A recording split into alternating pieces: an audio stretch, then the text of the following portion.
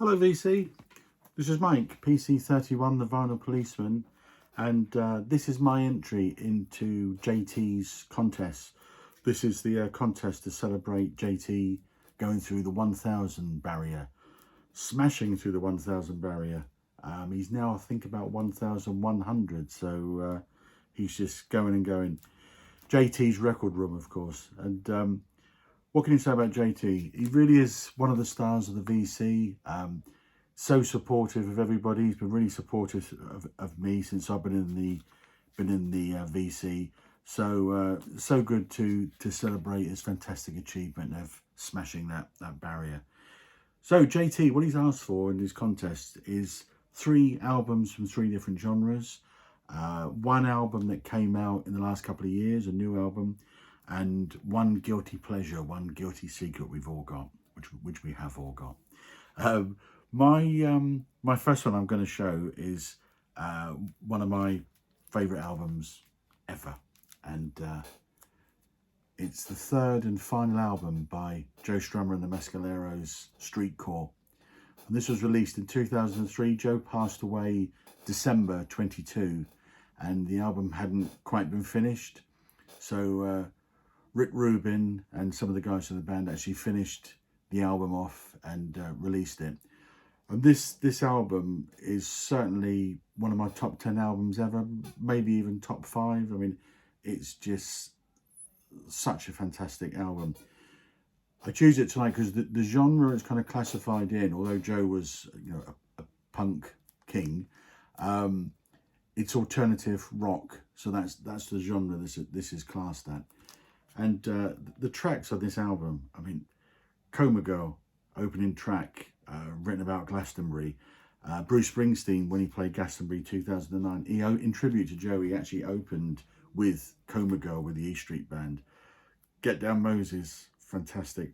Long Shadow is an interesting one because Joe wrote Long Shadow for Johnny Cash, and he met Johnny Cash and he sent him the track, and there was an interview with Henry Rollins and Johnny Cash and Joe Strummer, and I've jotted down how it went actually, just very briefly. So Joe Strummer sitting in front of Johnny Cash, and Joe Strummer says, "Johnny, do you remember the song that I sent you for your new album? You didn't use it, but what did you think?" And Johnny Cash, back end of his life, he says, "Joe," big pause, "I'm sorry, I don't remember it." Joe Strummer, "Well, maybe if I sing it to you, then you would." Johnny Cash, "Joe," big pause, "sing me that song." And said, "Can you imagine that?" So you then got Joe Strummer with his acoustic guitar sitting a couple of feet, a yard away from the great Johnny Cash, and he sings this song, Long Shadow. And then afterwards, Johnny Cash says, "Joe, that's a damn fine song. I'm going to go and find it and record it, Joe." And Rick Rubin and Johnny Cash going to record it, and then Johnny passed away, so it was never recorded. But one of the tracks on here which Joe Strummer did record with Johnny Cash is the Redemption Song, the Bob Marley one, and I've actually got that in my Johnny Cash American Recordings box set with the 6 records in it, and that's a duet between them. Arms Aloft, that was covered by Pearl Jam. Fantastic. Silver and Gold, the last track on the album, a Bobby Charles song. But if there was one album I could really recommend to the VC to get and enjoy and listen to, this is an absolutely phenomenal album. Really recommend it. Alternative rock. Anyway, spent far too long on that one. My next one is psychedelic pop, and it's the Dukes of the Stratosphere. And this is from 1987, and it's the Dukes of Stratosphere's 2nd album on Virgin. And pretty sure most people will know, but the Dukes of Stratosphere are another version of XTC, basically. And Andy Partridge and the guys, they started to write around about the mid-80s, about 83, 84.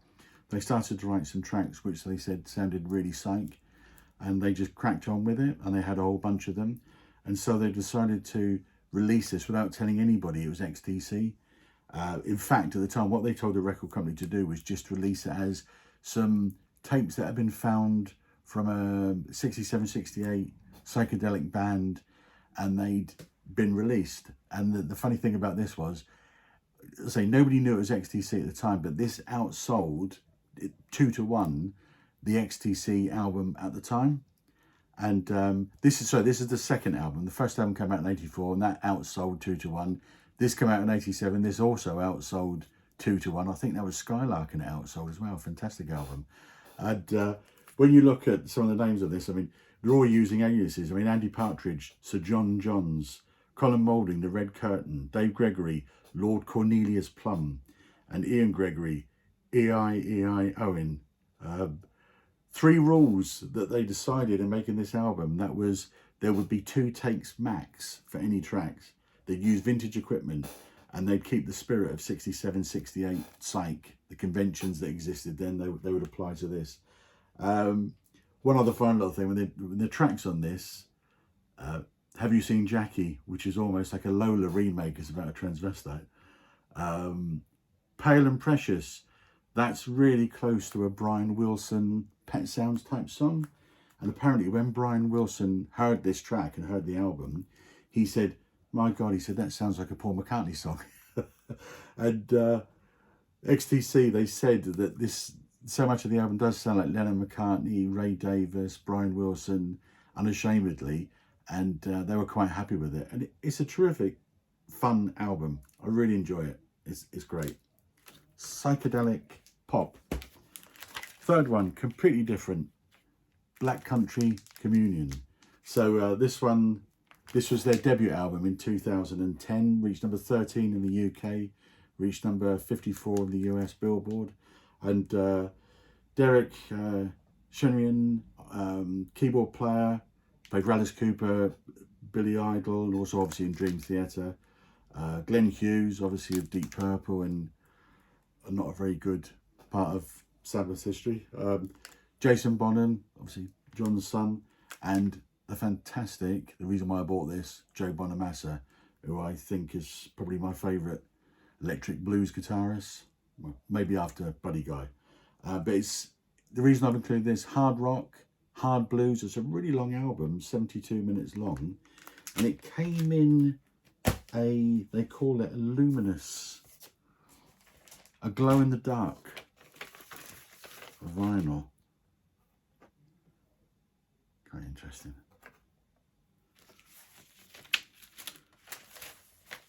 So those are the 3 genre records, and the album I purchased last year, which is a new album, is one from Richard Ashcroft. Rob Walker showed this one actually not so long ago. And October 21, Richard Ashcroft, who I really like, he's released 7 albums, I think it is, solo and with the Verve.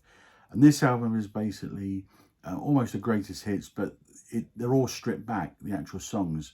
And I actually read somewhere that it was a bit of a celebration because when Mick Jagger and Keith Richards basically handed over the rights to Bittersweet Symphony after the big bust-up they had for about 20 odd years, it was a bit of which was a great gesture, I think, from Jagger Richards, because The Last Time is definitely channeled through the riff of Bittersweet Symphony. But so it was a bit of a celebration that Richard Ashcroft started to then get all the royalties, etc. Stripped back, it's got strings on it. If I'm honest, it's for kind of Richard Ashcroft fans, it's really enjoyable. The recordings don't better, in my opinion, the solo recordings or the Verve recordings. They're slightly different. They're close, but they are stripped back. So if you really like Richard Ashcroft, it's a good one. If you're a casual listener, then it probably doesn't better the originals. And my very final one, JT, my guilty pleasure. My wife tells me that he was a real pretty boy, and she had a poster of him on her wall way back in the 70s, and that's David Essex. And the reason why I've selected this one is because the title track of this album, Rock On, I just think is one of the best pop songs ever written and recorded. I think it's superb. I think it got to number 1 in Canada, number 3 in the UK, number 5 in the US, the actual single. but it's written by David Essex, and it's been recorded by, re-recorded by several people. Can't think who now actually, but I know it's definitely been covered by several people and been pretty successful with that. But Rock On, I think, is a fantastic track. Another track from this, actually, Lamplight, also another good one. But the reason it's in my collection is because of Rock On, and but it's a guilty pleasure, I think. Anyway, congratulations, JT. You're a wonderful chap. You've smashed that 1,000 barrier. You've laughed in the face of 1,000 because you're now 1,100. And good luck to you, onward and upward. On Sunday this week, I'll be posting a rankings video of the Kinks, because today I became a Kinks studio albums completist. I've now got all 24 albums, so I'm going to rank and do a video for that on Sunday. Anyway, thanks very much. Good luck, JT.